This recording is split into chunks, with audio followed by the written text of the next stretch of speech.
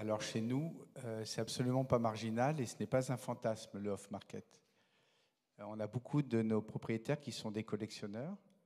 Donc d'abord, premièrement, ils n'ont pas du tout envie que ce qu'ils ont chez eux comme œuvre d'art soit exposé sur des portails ou dans des magazines. Deuxièmement, on a beaucoup de biens d'exception. Et même après 30 ans de métier, c'est pas évident d'estimer un bien qui fait 800 mètres carrés, avec tant de jardins, etc. Et donc, ça nous permet également d'affiner un prix. On a parfois des propriétaires qui veulent mettre des prix très audacieux.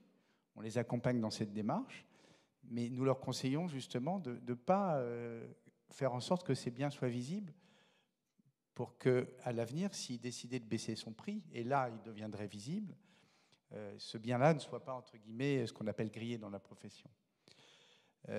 On a beaucoup de nos propriétaires qui refusent toute publication de leurs biens. On a même eu des menaces de procès, et le mandat est stipulé, où on doit rayer des paragraphes, etc., où on stipule que le bien ne soit présent dans aucun support.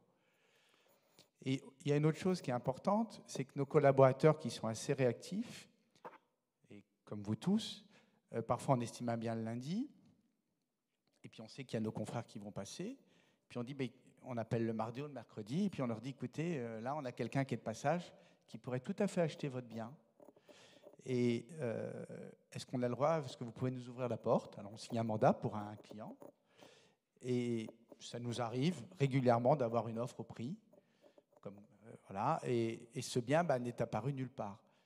Le vendeur est très très content, l'acheteur est aussi très content, parce qu'il a entre guillemets l'impression d'avoir fait une belle affaire, mais au-delà d'avoir fait une belle affaire, c'est surtout que le bien ne lui est pas passé sous le nez.